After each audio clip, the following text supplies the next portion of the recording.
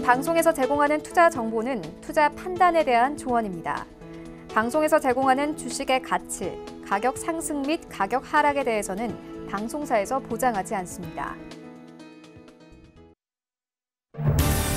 시청자 여러분 안녕하십니까. 오늘장 내일장 일부 출발하도록 하겠습니다. 서정덕입니다. 한 주를 또 쉬고 왔습니다. 월요일 시장인데 오늘 시원하게 특히나 거래소 쪽을 위주로 해서 많이 올라와주고 있는 상황입니다. 주말 사이에 타전된 소식들이 있었는데 일단 멕시코와 미국 간의 관세 분쟁에 대해서는 잠정 합의가 됐습니다. 미국의 완전한 승리다라는 이야기가 나오고 있는데 한편에서는 이게 기존에 있었던 합의를 그대로 가지고 온 것이 아니냐라는 이야기에 트럼프 대통령은 또 발끈하며 또 변한 부분이 있다라고 지금 백악관 측에서는 이야기가 나오고 있는데 이 부분은 아마 오늘이 지나고 나면 갈피가 좀 잡힐 것 같고요. 일단 지난주에 이어서 이번 주에도 호재들이 줄을 잇고 있는 상황입니다. 우리 시장에도 영향을 주고 있는데 코스피가 1.2%대 현재도 급등 흐름을 가져갑니다. 지난주 장과 좀 비교를 해보자면 지난주에는 상승을 하더라도 코스닥 쪽 위주로 올라오고 있었는데 이번 주에는 코스피부터 올라오기 시작합니다. 어떻게 보면 키 맞추기 장세가 지금 맞춰지고 있는 모습이고요. 2100선이라는 단기적인 반등 구간에 지금 턱 밑까지 올라와 있는 상황입니다. 특히나 대형주 위주로 해서 수급이 지금 잘 들어오고 있는 상황이어서 코스피가 훨씬 더 잘 가는 모습인데요. 거래소 쪽부터 보자면 SK텔레콤 제외하고는 시총 상위주들 대다수가 올라가고 있고요.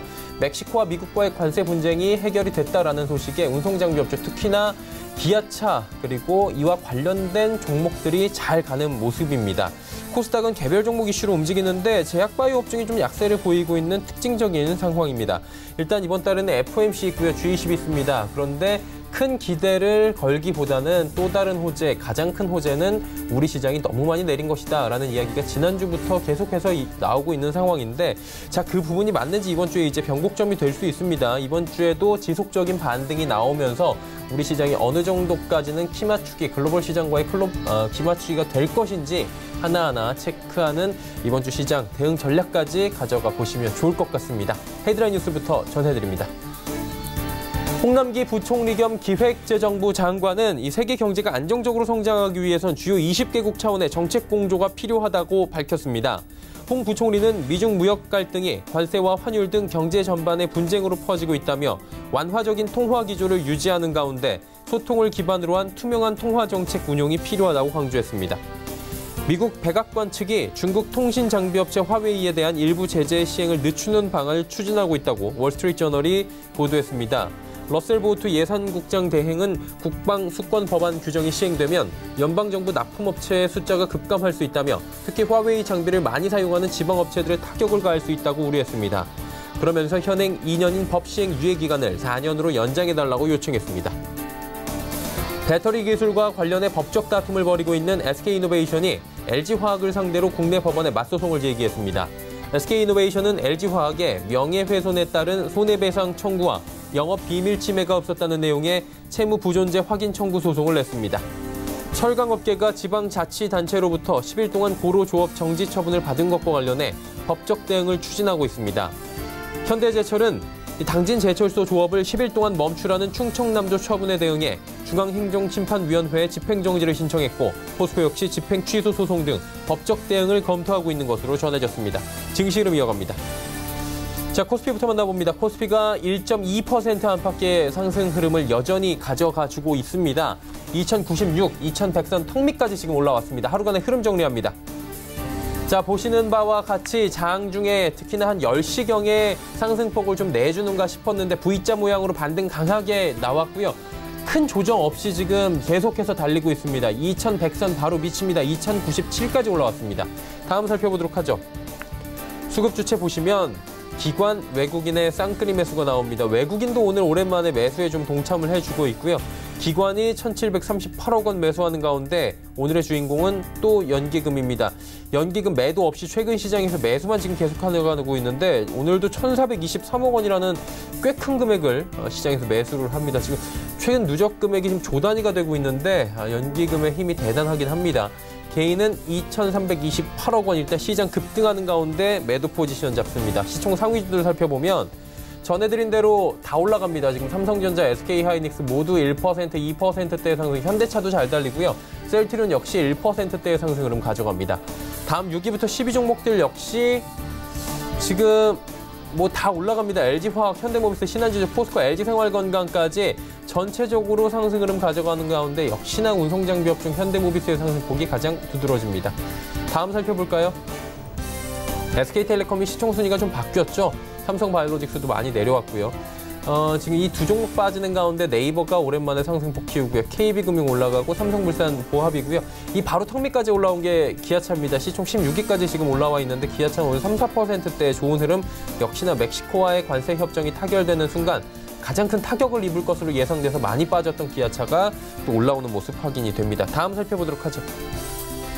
자, 코스닥은 718.65. 일단 뭐 잘 달리는데 이 코스피에 비해서는 썩 만족스럽진 않으실 겁니다. 같이 보고 계신 시청자분들께서는 0.3% 상승인데 지난주를 복귀해보면 코스닥은 지난주에 워낙에 많이 올라왔습니다. 700선 탈환도 쉽게 했고요. 710선 안착도 쉽게 했습니다. 오늘 720창에서 코스닥 달려주는데 말 나온 김에 하루간의 흐름 좀 정리해보도록 하죠. 720 터치하면서 출발을 했는데 바로 지금 차익 실현 매물도 쏟아져 나오면서 717까지 빠지고요. 현재 지금 뭐 장중 저점이 717 정도이기 때문에 큰 변동폭은 장중에는 없습니다. 그런데 지금 계속해서 차익 실현 매물들이 쏟아져 나오면서 상단을 좀 막는 모습인데, 자, 수급 주체 확인해 보도록 하죠. 수급이 좀 정반대입니다. 코스피와는. 개인만 사고요. 기관, 외국인 팝니다. 기관 가운데에서는 연기금만 사주고 있는 모습이어서 코스닥 같은 경우에는 조금 수급이 꼬여있는 상황 연출이 됩니다. 다음 살펴볼까요? 셀트리온 헬스케어 0.17% 올라가고 HLB 올라갑니다. 하지만 CJNM 지금 하락 반전했고요. 신라젠, 헬렉스믹스까지 모두 빠집니다. 하지만 잘 보시면 빠지거나 오르는 정도가 정말 미미합니다. 호가로 따지면 한두 호가 정도밖에 오르고 내리지 않습니다. 다음 살펴보도록 하죠. 펄어비스가 오늘 좋은 흐름 가져가면서 2.77% 올라가고, 메디톡스, 중국발 악재, 뭐 회사에서는 공시를 통해서 아직 결정된 사항 없다라고 이야기하면서 소폭식 반등에 나서고 있는 상황이고요. 셀트리온 제약, 휴젤 지금 올라가는 가운데 스튜디오 드래곤이 또 빠집니다.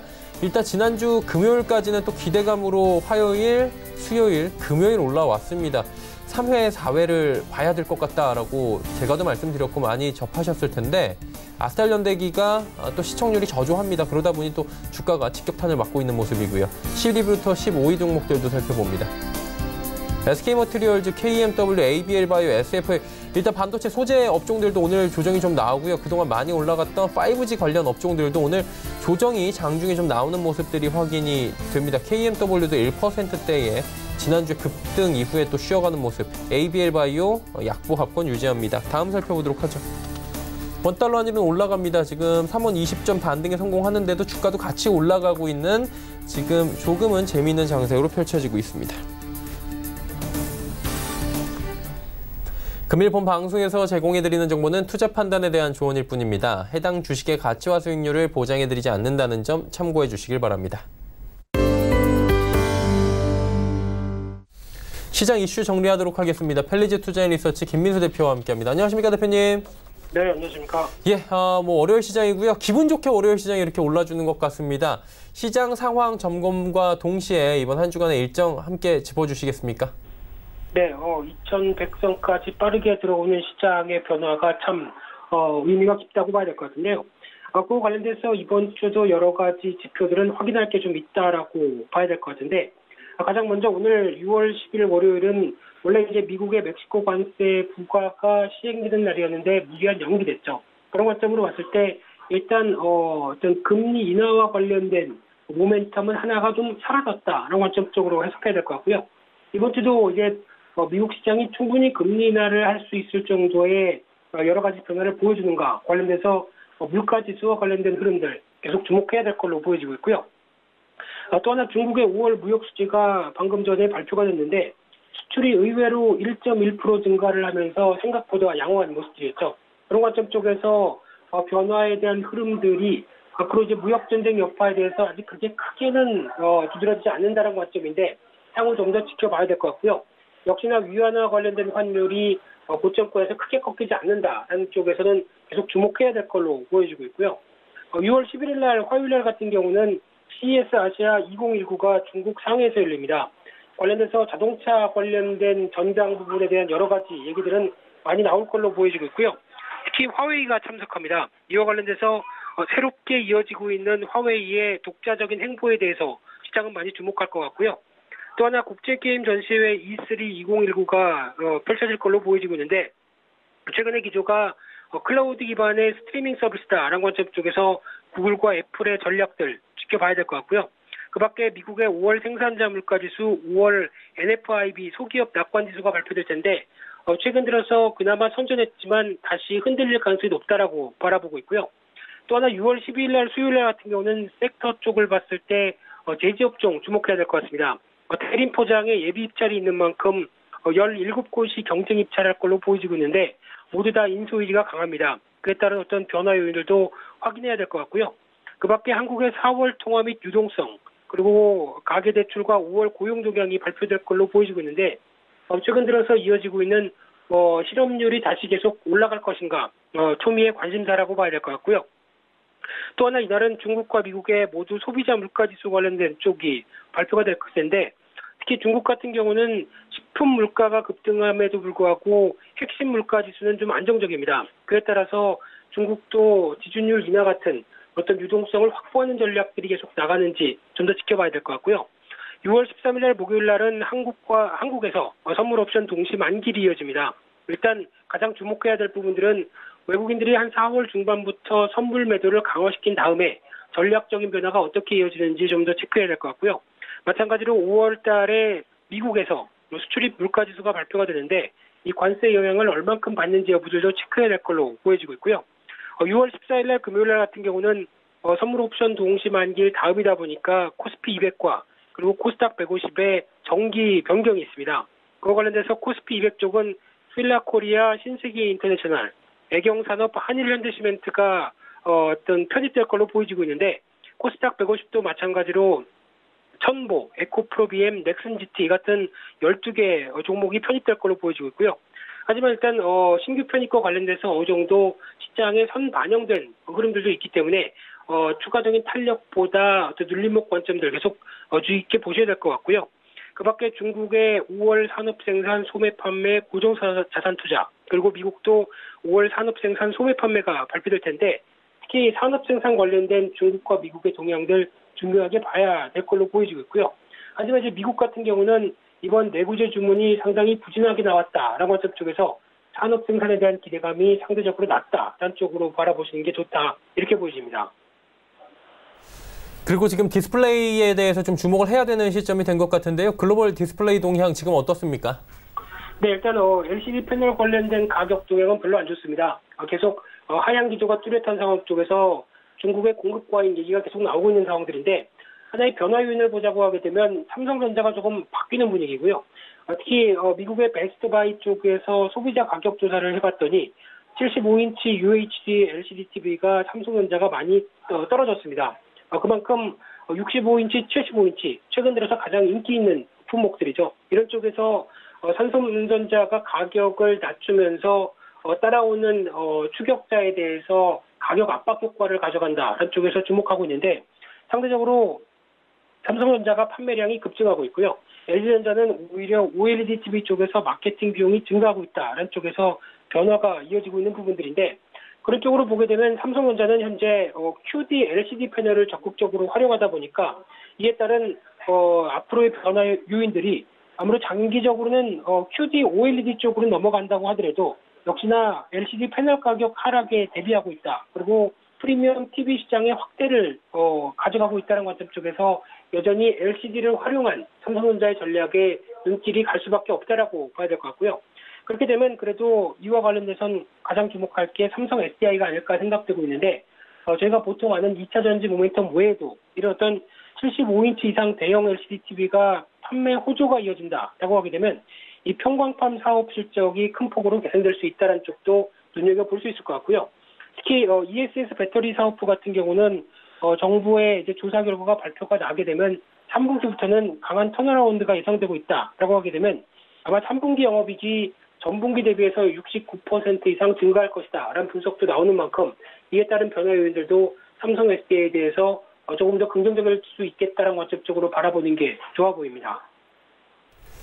일단 뭐 시장의 개괄적인 상황이나 이번 주에 이슈들 지금 점검을 쭉 대표님이 해주셨는데 제일 궁금해하는 건 사실 이 부분일 것 같아요. 지난주부터 지금 스멀스멀 이 얘기가 올라왔고 주말 사이에 뭐 멕시코와 미국과의 관계도 뭐 괜찮아졌다 여러 가지 호재가 나오면서 이번 주에 바닥 따지는 게 아니냐라는 얘기들이 나오고 있거든요. 그리고 단기 반등이 조금 더 갈 수 있느냐 뭐 이런 얘기들도 나오는데 어떻게 보십니까 대표님 개인적으로? 일단 이번 주는 변동성 장세라고 봐야 되겠죠. 특히 아직 시장 흐름을 봤을 때 좀 미국이나 중국 대비해서 너무 많이 하락했다. 이에 따른 어떤 회복력에 무게를 두는데 그 관점으로 보게 되면 2100선에 빠르게 안착할 수 있느냐가 일단 관건으로 보여지고 있고요. 하지만 일단 이번 주 앞서 말씀드린 것처럼 선물 옵션 동시 만기일부터 그리고 또 미국과 중국의 중요한 지표들이 있는 가운데 지금 기점으로는 일단 미국과 중국이 G20을 앞두고 뭔가 제스처가 나오지 않겠느냐 이런 어떤 약간 긍정적인 모멘텀들도 작용한다고 봐야 되겠죠. 그런 측면에서 봤었을 때 아직까지 경기 민감 관련된 여러 가지 부분을 보게 되면 단순하게 미국의 금리 인하에 대한 유동성 증가로 이를 모두 다 덮을 수 있다라는 부분들은 상대적으로 좀 너무 낙관적이라고 봐야 되겠죠. 따라서 일단 만약에 이번에 시장 분위기와 함께 2100선을 강하게 돌파해서 어느 정도 변동성의 확대와 함께 이어지는 흐름이다라고 하게 되면 소폭 비중을 줄였다가 다시 보는 것도 하나의 전략이 아닐까 이렇게 바라보고 있고요. 일단 변동성 확대에 대해서 계속 유념하면서 이번 주 시장 흐름들을 바라보는 게 중요하겠다고 보여집니다. 네, 변동성이 강화될 수가 있는 구간이다. 특히나 이번 주에 선물 옵션 동시 만기일까지 유념을 해두자라고 짚어주셨습니다. 오늘 말씀 잘 들었습니다. 네, 감사합니다. 펠리지 투자 리서치 김민수 대표와 함께했고요. 이슈 칼럼 이어갑니다.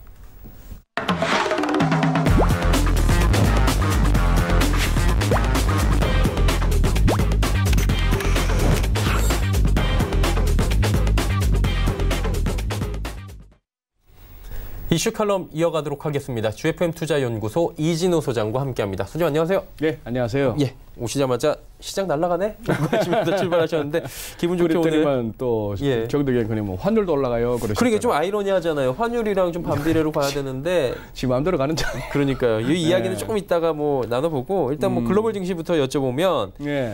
미국이 그 중국의 영린을 이제 슬슬 건드리면서 갈 때까지 가보자 느끼는 분들도 계신 것 같아요. 이게 대만을 국가로 표기를 했습니다. 네. 이것 때문에 사실 우리나라에 있는 모 걸그룹 멤버들도 이거 한번 국기 한번 잘못 들었다가 사과하고 난리가 났었거든요. 그랬었죠. 예, 이거 어떻게 봐야 되는 겁니까? 글쎄요. 이걸 갖다가 이제 과연 큰 문제로 봐야 되는지 아니면은 미 국방부에서 얘기했다시피 뭐 표기하다 보니까 그렇게 됐다. 뭐 다른 나라 다 나라인데 그 중에 포함되다 보니 이런 식인데요. 예. 우선 내용은 이거죠. 이제 사우스 차이나 모닝 포스트 이제 보도죠. 미국 국방부에서 보고서가 나왔고 거기서 country라는 표현을 썼다. 국가라고 썼다 이 말이죠. 예. 이건 결국 그동안 워싱턴에서 아주 핑퐁 외교 이후 진짜 그 등소평 시절 이후로 왔던 중국, 미국도 인정했던 원 차이나 하나의 중국 그걸 이제 슬슬 건드린다는 얘기고 이 아래쪽의 표현은 이겁니다. 지금 미국 국방장관 대행이죠. 거기가 이 리포트의 인트로덕션 부분에서 중국 커뮤니스트 파티 공산당 갖다가 뭐로 규정을 했는가 하면은 리프레시브 월드 오더 그러니까 세계 질서를 갖다 억압하는 그런 어떤 비전을 갖다가 설계하는 주체다 이런 식으로 하는 거죠. 거기다가 이제 대만에다가 한 20억 달러니까 2조가 넘는 돈이죠.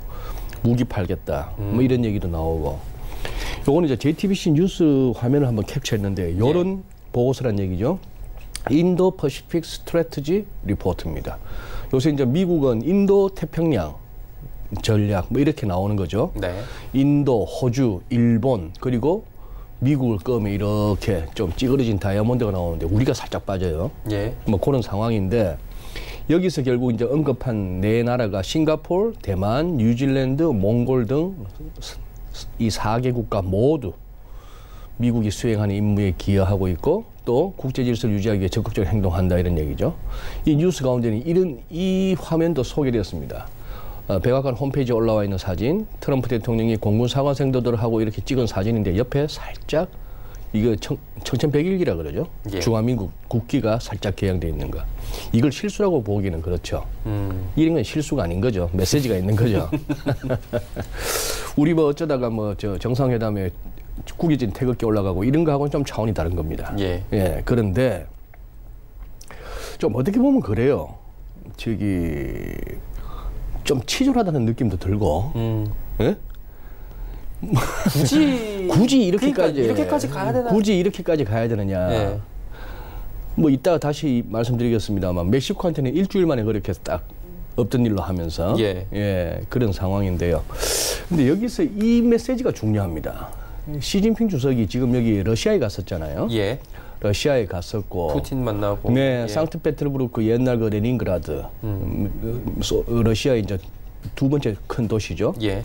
여기 상당히 많은 전 세계에서 모인 연례 국제 경제 포럼인데 여기서 US China tie strong, 미국과 중국 간의 이 어떤 연계 관계는 굉장히 강하다 이런 얘기인데 여기서 친구라고 언급했다 이 얘기예요. 그러고 뭐 기사를 읽다 보니까 내 안에 네가 있고 네 안에 내가 있고 뭐 아주 파리여인이에요?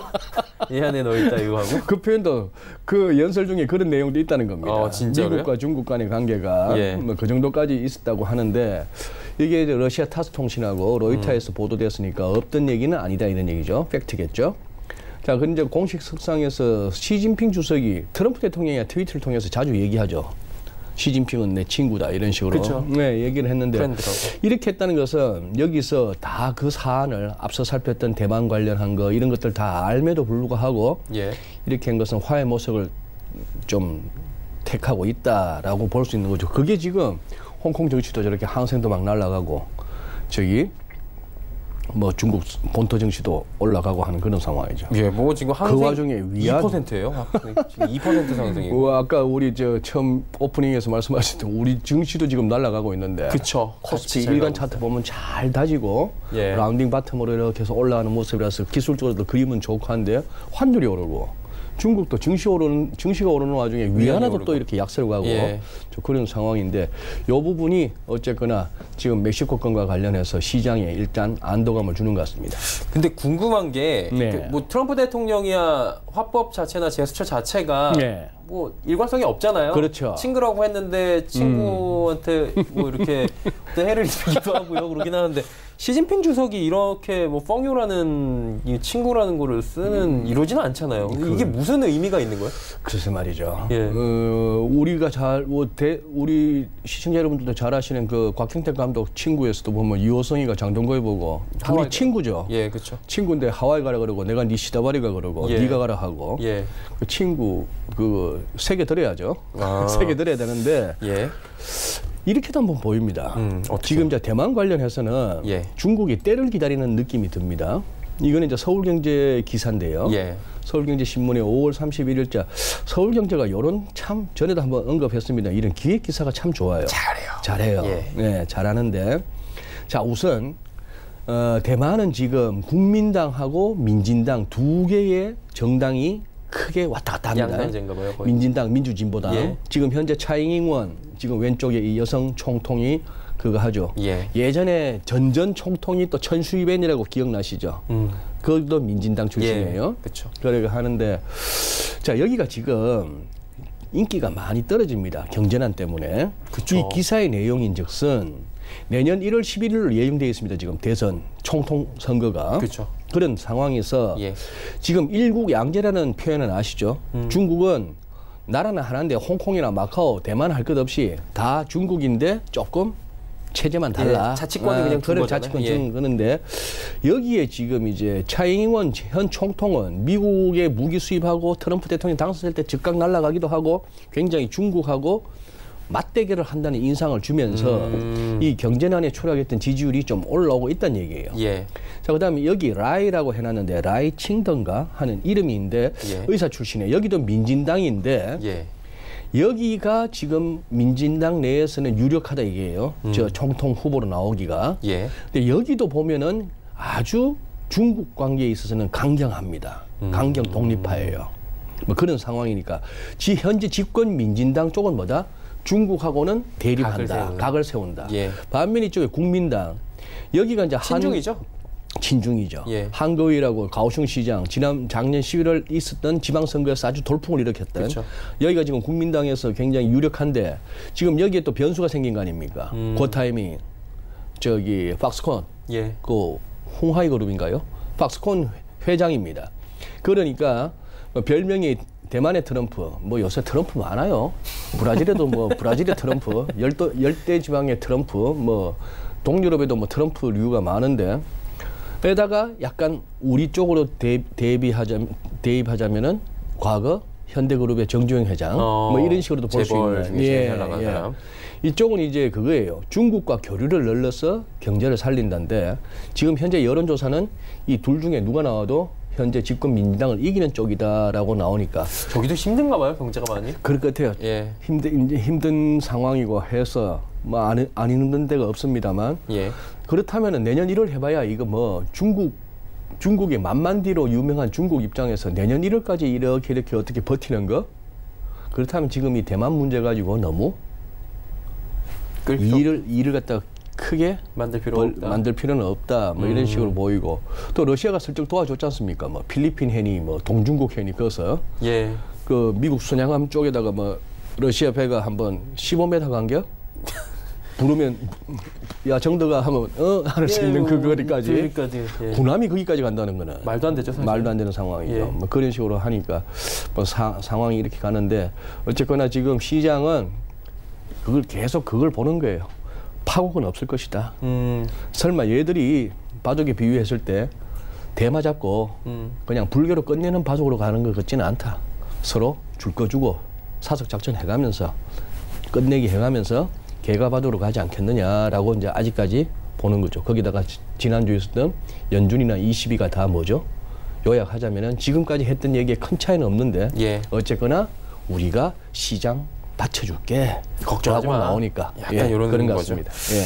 그리고 이제 G20 정상회의가 지금 뭐 이번 달이잖아요, 오사카에서. 여기서 뭐 정상들이 G2가 만나느냐 이게 가장 큰 관심사인데 예. 문우신 장관이 얘기를 했어요. 뭐 개최 여부는 확실시했는데 중국은 또 친구라고 해놓고 대답을 안 해요. 이게 참 엄청난 밀당인 건데 이게 네. 어떻게 될 거라고 보십니까? 이제 이달 말이잖아요, 당장. 네. 그래 지금 28, 29일 날 그렇죠. 오사카에서 열리죠. 오사카에서 예. G20 정상회담이 열리고 그러고 나서 온 김에 30일 날 그래 트럼프 대통령이 우리 한국에 들린다는 거 아닙니까? 그쵸. 지금 청와대 얘기로는 예. 그 전후에서 시진핑 주석이 올지 안 올지는 모르겠고. 또 뭐 취소됐다는 얘기가 있었는데 그것도 조금 더 봐야 되는 것 같고요. 근데 그게 뭐 과연 그거 뭐 어느 정도 뭐 신빙성은 별로 가지 않습니다. 예. 그런 상황이고 지금 그런데 만나기는 했다고 합니다만 우선 문우신 장관하고 이강 총재가 만났어요.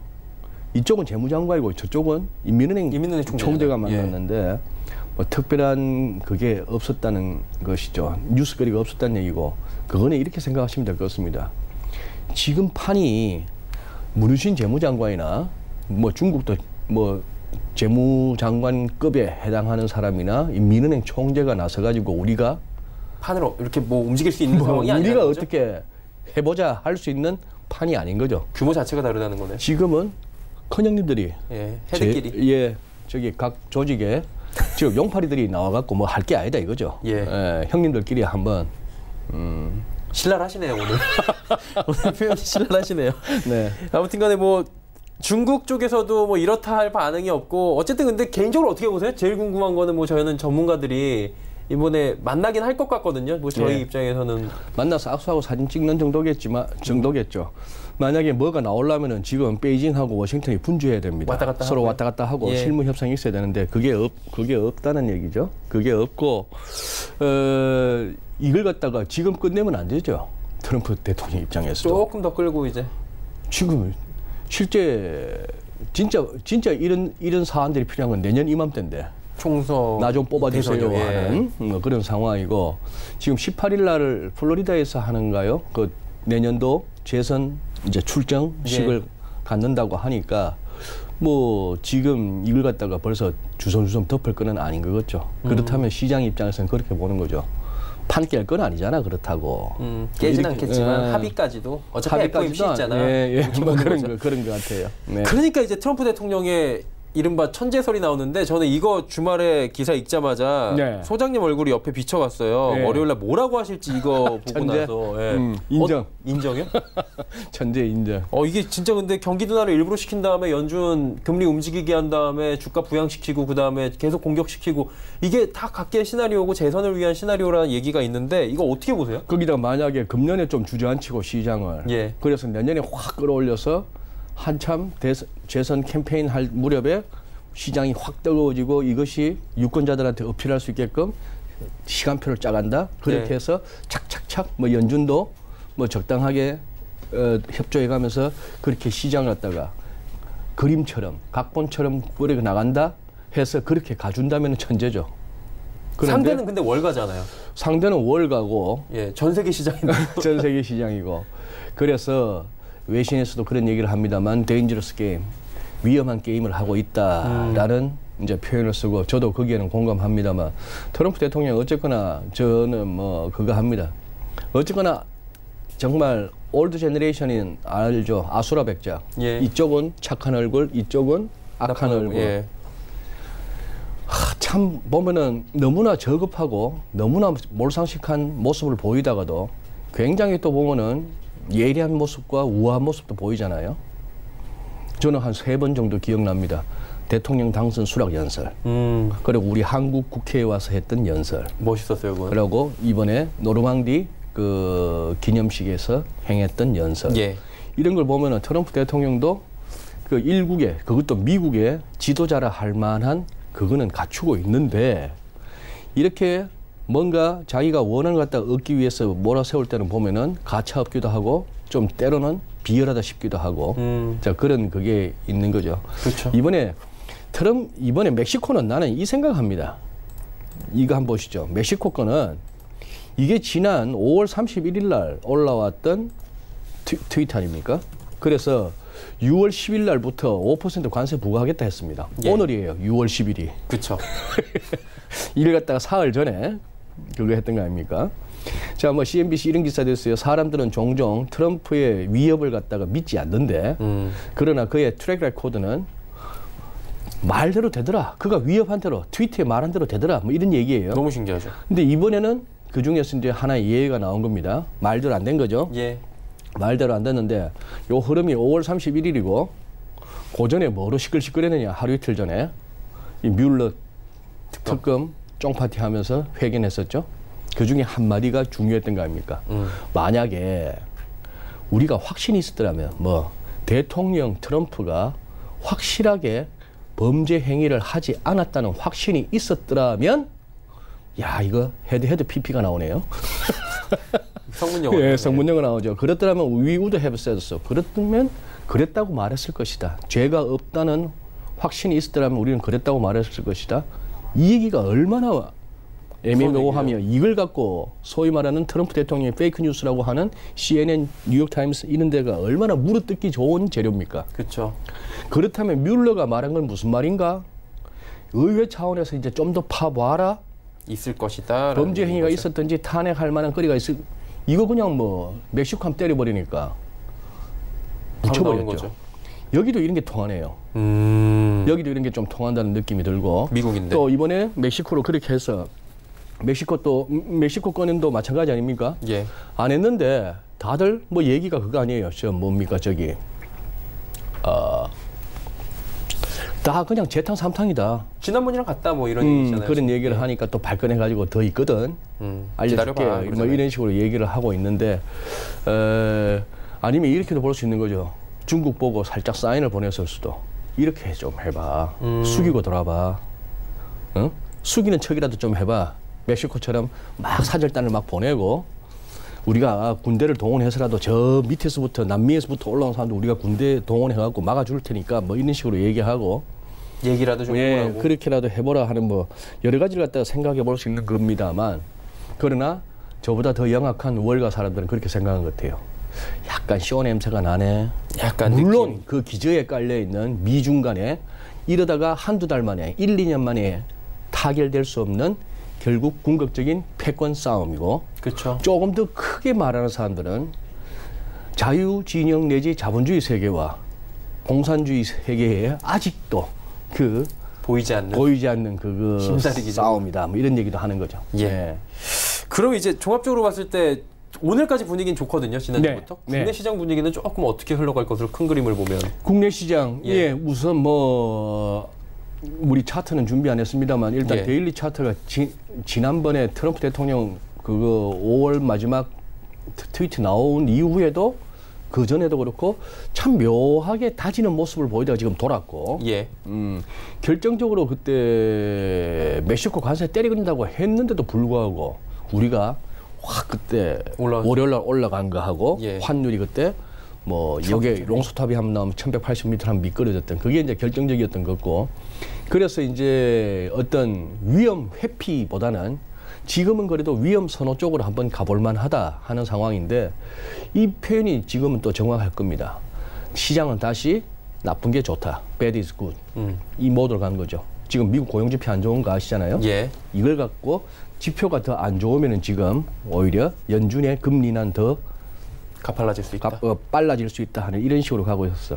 뭐 질적으로 좋은 상승은 아닙니다만 지금 그렇다고 하방을 배팅하는 세력들은 자꾸 이렇게 손들로 내몰릴 수 있는 분위기는 만들어졌다고 볼 수 있습니다. 예. 환율이 관건이네요. 환율 잘 봐야 될 것 같습니다. 네, 그렇습니다. 자, 오늘도 글로벌 증시와 함께 우리 시장에 대한 이야기까지 자세히 들어봤습니다. GFM 투자연구소 이진우 소장과 함께했습니다. 고맙습니다. 네, 감사합니다.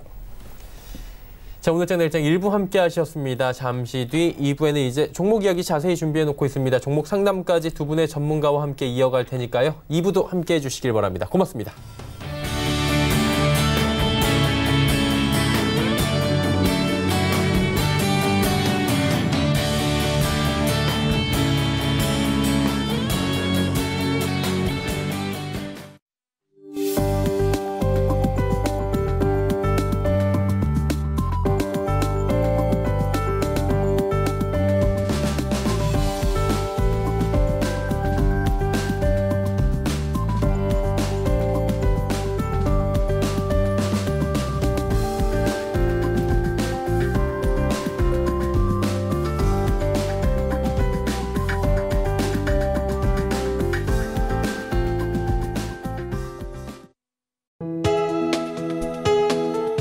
방송에서 제공하는 투자 정보는 투자 판단에 대한 조언입니다.